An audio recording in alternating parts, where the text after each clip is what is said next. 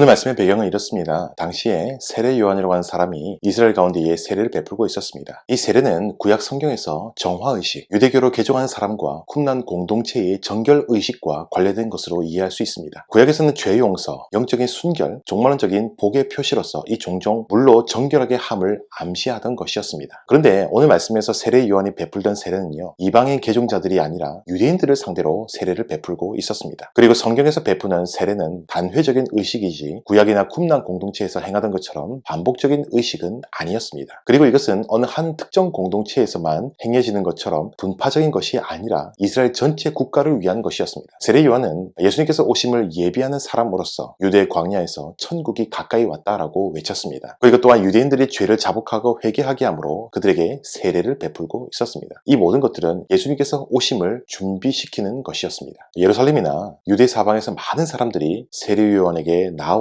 죄를 자복하고 회개하며 세례 요한에게 세례를 받고 있었습니다. 이것이 바로 오늘 말씀의 배경입니다. 바로 그때였습니다. 세례 요한이 한창 메시지를 전하고 세례를 베풀고 있었을 때에 예수님께서 요단강에서 세례를 베풀던 세례 요한에게 오셨습니다. 1절 말씀을 보면 이렇게 말씀하고 있죠. 이때 예수께서 갈릴리로부터 요단강에 이르러 요한에게 세례를 받으려 하시니 라고 말씀하고 있습니다. 여기서 이르러라고 하는 말은 3장 1절에서 세례 요한이 등장하는 것과 병행을 이루고 있습니다. 이전에는 세례 요한이었다라고 한다면 이제는 예수님께서 등장하시는 겁니다. 예수님께서 아기 때에 갈릴리로 가셨으나 이제 성인이 되셔서 갈릴리에 나타나셨습니다. 누가복음에 의하면 이때가 대략 나이가 30세쯤 되었다라고 합니다. 예수님께서 요단강에 오셔서 세례 요한에게 세례를 받으시려고 하자 세례 요한이 어떻게 합니까? 말립니다. 내가 당신에게 세례를 받아야 되는데 어째서 당신이 제게 오십니까? 라고 그는 항변하고 있습니다. 세례 요한은 예수님께서 누구이신지 알고 분명히 그분을 알아보고 있었습니다. 바로 그때 예수님께서 세례 요한에게 다음과 같이 말씀하셨다라고 기록하고 있죠. 15절 말씀해 보시면 예수께서 대답하여 이르시되 이제 허락하라. 우리가 이와 같이 하여 모든 의를 이루는 것이 합당하니라 하시니 이에 요한이 허락하는지라 라고 말씀합니다. 예수님께서는 말리는 세례 요한에게 즉시 세례를 베풀어 줄 것을 명하셨습니다. 왜냐하면 세례를 받으심으로 모든 의를 이루는 것이 합당하기 때문입니다. 여러분 여기서 모든 의를 이루는 것이 무엇일까요? 이것은 율법과 관련된 단어로 율법을 순종한 의지를 스스로 짊어진다라는 뜻입니다. 나아가서 예수님께서 성경의 예언을 성취하심으로 이 모든 의를 이루신다라는 뜻으로 볼 수가 있습니다. 예수님께서 분명 하나님의 아들로서 이 세상에 육신을 입고 내려오셨습니다. 임마누엘 하나님으로 오신 겁니다. 그럼에도 불구하고 예수님께서는 세례를 받으셨습니다. 당시 세례가 무엇이었습니까? 물로 씻는 행위를 통해서 스스로의 죄를 회개하고 자복하는 것을 나타낸 것이 아니겠습니까? 예수님께서는 회개하실 죄가 있으실까요? 없습니다. 히브리서 4장 15절 말씀을 보시면 모든 일에 우리와 똑같이 시험을 받으신 이로되 죄는 없으시니라 라고 말씀하고 있습니다. 여러분 예수님이 누구일까요? 예수님께서는 하나님의 아들로서 이 세상에 육신을 입고 오시기 전에도 하나님이셨고요. 육신을 입고 오신 이후에도 하나님이셨습니다. 그런데 정통신학에 따르면요. 우리 예수님께서는 참 하나님이시자 동시에 참 사람이셨습니다. 교부 이레네우스가 처음으로 예수님께서는 참 하나님이시자 참 사람이라는 표현을 썼습니다. 칼케돈 신경에 따르면 예수님께서는 영혼과 육체로 이루어진 인성을 취하셔서 참 사람이 되셨습니다. 여기서 많은 분들이 교리적으로 오해하십니다. 예수님께서는 육신을 입고 이 세상에 오셨다라고 할 때는요. 단지 육신이라고 하는 껍데기 같은 겉모습만 뒤집어 쓰신 것이 아닙니다. 정상적인 인간이라고 한다면요. 육신과 영혼이 있어야 합니다. 영혼이 없으면 그냥 껍데기에 불과한 것이죠. 예수님께서는 영혼과 육체로 이루어진 참 인성을 취하셔서 참 사람이 되셨습니다. 여러분 이것은 굉장히 놀라운 성육신의 신비인 것입니다. 우리와 동일 본질을 취하셔서 인성에 속한 동일한 속성을 가지고 계십니다. 그래서 우리 예수님께서는요. 때로는 피곤해하시기도 하시고 목마르다라고 하시기도 하시고 또한 나사로의 죽음이나 예루살렘의 멸망을 예언하시면서 슬퍼하시고 눈물 흘리며 우시기까지 하셨다라는 겁니다. 당시의 사람들은 예수님을 보기도 하고 예수님의 말씀을 듣기도 하고 예수님의 손을 직접 만질 수도 있었습니다. 여러분 왜 하나님이신 그분께서 우리와 똑같은 동일 본질을 가진 사람이 되셨습니까? 종교개혁자 칼빈의 말을 따르면요. 하나님과 인간 사이에 온전한 중보자가 되시기 위해서 우리와 똑같이 사람이 되신 것입니다. 하나님이신 그분이 온전히 사람이 되셨다라고 하는 것은 참으로 놀라운 일입니다. 하지만요. 우리 예수님께서 사람이 되셨다라고 하는 것은 우리 사람과는 다른 면이 분명히 있습니다. 성경에서 증거하듯이 우리와 달리 예수님께서는 처녀의 몸에서 잉태되셨고요. 우리와 달리 죄가 전혀 없으신 분이십니다. 우리 같은 이런 몸을 입고 계심에도 불구하고요. 그분의 하나님 되심과 신비하게 연합하여 계심으로 죄를 지을 수가 없는 분이십니다. 하나님 되신 되신 예수님께서 인간의 몸을 취하셨다라고 해서 예수님께 인간의 죄가 있거나 죄를 지을 가능성이 있다라고 생각하지 마시길 바랍니다. 취함이 없이는 사함이 없다라고 말한 나지안 주스의 그레고리우스에 따르면 예수님께서 취하신 것은 죄성이 아니라 인성이었습니다. 이 인성에 따라서 우리와 똑같이 시험은 받으셨지만 악에게 시험받지 않으시는 하나님처럼 하나님 되시는 신성에 따르면 죄에 대한 마음의 유혹조차 느낄 수가 없는 분이 바로 우리 예수님이시다라는 거예요. 참 사람이가 동시에 참 하나님이셔서 죄를 짓지 않으실 수 있으시면서도 죄를 지을 가능성조차도 전혀 그분에게는 없는 것입니다. 우리와 달리 자범죄는 물론이거니와 원죄도 없으신 분이 예수님이십니다. 우리 예수님께서는 온전한 신성과 온전한 인성의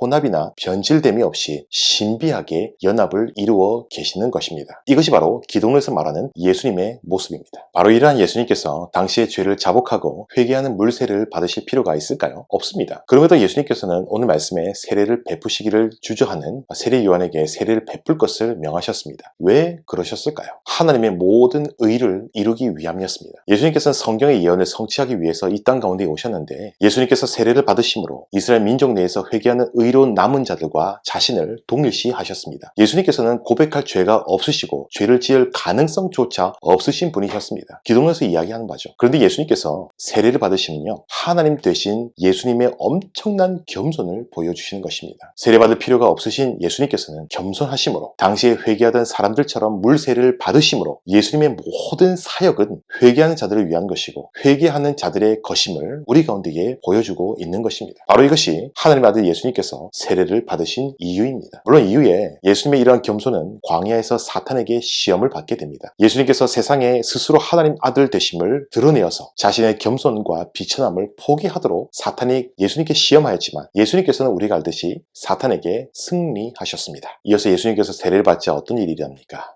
아주 신비한 이적이 일어나고 있습니다. 예수님께서 세례를 받으시고 물에서 올라오실 때에 하늘이 열리고 성령이 예수님 위에 비둘기처럼 내렸습니다. 이것은 그냥 예수님께 성령이 임한 것이 아니라 성경에서 의미하는 바가 있습니다. 이사야 11장에 보면 이렇게 말씀하고 있는데요. 그의 위에 여호와의 영, 곧 지혜와 총명의 영이요 모략과 재능의 영이요 지식과 여호와를 경외하는 영이 강림하시니라고 말씀하고 있습니다. 예수님 위에 성령이 임하심은 이사야 11장 말씀의 성취인 것입니다. 이사야에서 공의로 세상을 심판하시며 이스라엘 가운데 새 출애굽을 가져오시는 하나님의 종이 바로 예수님이다라는 것을 오늘 말씀을 통해서 드러내고자 하는 것입니다. 또한 하늘에서 하나님의 음성이 들렸습니다. 이 하늘이 열렸다. 정확하게 얘기한다면 이 하늘이 찢어진다라고 하는 것은요 성경의 묵시적인 환상들과 비슷한 면을 가지고 있습니다. 이 하늘에서 들린 하나님의 음성은 두 가지였죠. 먼저는 하나님의 사랑하는 아들이라는 것, 그리고 두 번째는 하나님이 기뻐하시는 자다라는 겁니다. 하나님의 사랑하는 아들이라고 하늘에서 성부 하나님께서 승인하셨습니다. 이 말씀은 시편 2장 7절 말씀의 성취인 것입니다. 시편 2장 7절 말씀에 보면 이렇게 말씀하고 있죠. 내가 여호와의 명령을 전하노라. 여호와께서 내게 이르시되 너는 내 아들이라. 오늘날 내가 너를 낳았도다 라고 말씀하고 있죠. 여기서 하나님의 아들이라는 것은요 1차적으로 다윗 왕조의 왕을 지칭하는 것입니다. 하나님의 아들이란 이방 나라를 정복하는 이스라엘의 왕을 가리킵니다. 그런데 이 왕은요 사람이 아니라 하나님께서 직접 세우시는 왕입니다. 하나님께 기름 부음 받은 메시아를 말씀하는 거예요. 또한 예수님 당시의 세계관에서는요 하나님의 아들은 곧 메시아였습니다. 하나님께서 예수님을 내 사랑한 아들이다 라고 부르심으로 당시의 시대적인 분위기에서 이 예수님을 메시아로 인식하게 하신 것입니다. 하나님의 계시로 따르면 예수님은 온 세상의 왕, 온 세상의 메시아다라는 거예요. 그리고 하나님께서는 예수님을 가리켜서 내 기뻐하는 자다라고 인정을 하십니다. 이것은 하나님의 아들 예수님에 대한 부연 설명입니다. 이 말씀은 이사야 42장 말씀을 배경으로 하고 있습니다. 이사야 42장 1절 말씀을 보시면 내가 붙드는 나의 종, 내 마음에 기뻐하는 자, 곧 내가 택한 사람을 보라. 내가 나의 영을 그에게 주었은즉 그가 이방에 정의를 베풀리라.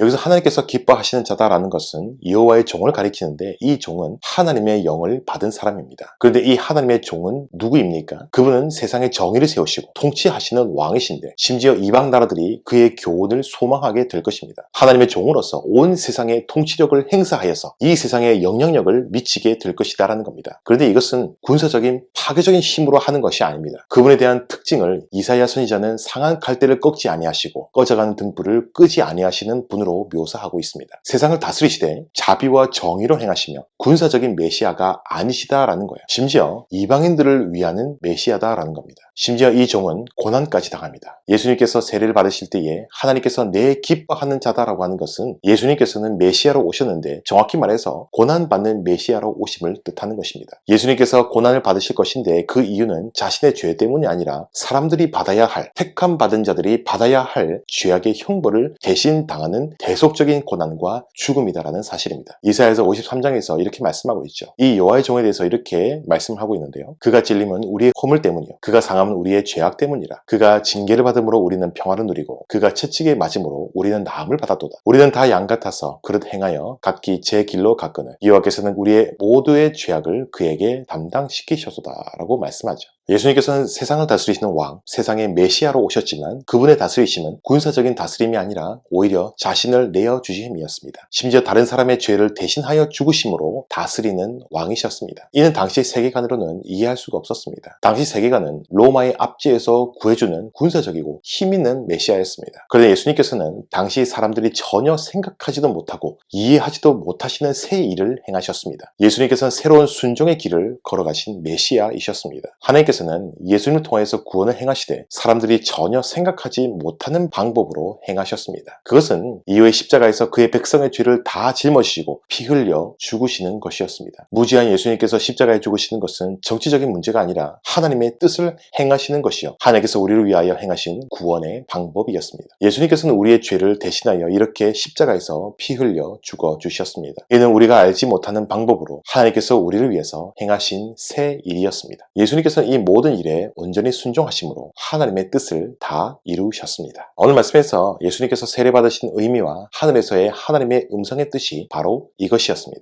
사랑하는 여러분, 오늘 말씀을 통해서 예수님께서 어떠한 분이시며 이 세상에 오신 목적이 무엇인지 우리가 알게 되었습니다. 하나님의 아들이신 분께서 우리처럼 온전한 육신을 입으시면 결국 하나님께서 기뻐하시는 뜻을 이행하러 오셨는데 우리의 죄를 대신 짊어지시고 십자가에서 죽으시는 것이었습니다. 예수님께서 십자가에서 우리의 모든 죄를 지시고 대신 죽어 주셨습니다. 그리고 3일 만에 부활하셨습니다. 그리고 이 모든 것은 갑작스럽게 생긴 것이 아니라 구약 성경에서부터 꾸준하게 예언되어 온 하나님의 뜻이 성취된 것입니다. 하나님께서 계획하신 구원의 역사를 예수님께서 온전히 이루어 주신 것입니다. 그래서 예수님은 우리의 참 구원자이시자 그리스도이십니다. 하나님께서 이 모든 일을 이루신 이유가 무엇입니까? 우리를 사랑하셨기 때문입니다. 하나님이 세상을 이처럼 사랑하사 독생자 예수님을 우리를 위해서 내어주셨습니다. 결국 이 모든 구원의 일을 바라보면서 우리는 우리를 향한 열렬한 하나님의 사랑을 목도해야 하는 것입니다. 그러나 우리가 이를 머리로 아는 것에만 그칠 수 없습니다. 믿어야 합니다. 예수님께서 나를 구원하시기 위해서 이 세상에 육신을 입고 오셔서 십자가에서 죽으심으로 나의 모든 죄를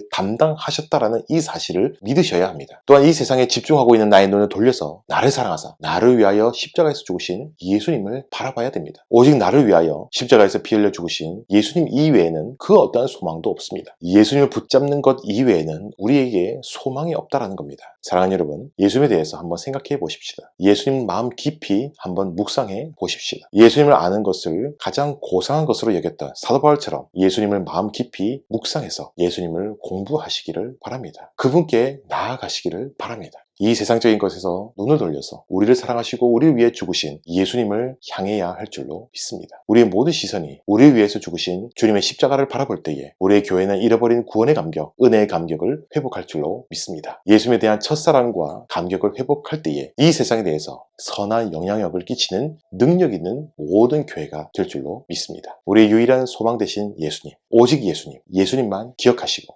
예수님만 묵상하시기를 바랍니다. 예수님을 통해서 보여주신 하나님의 사랑을 묵상하시기를 바랍니다. 그럴 때에 우리는 십자가의 능력으로 날마다 다시금 일어날 새 힘을 얻게 될 줄로 믿습니다. 오직 그리스도, 오직 주님만 바라보는 모든 교회가 될 수 있기를 간절히 소망드립니다. 감사합니다.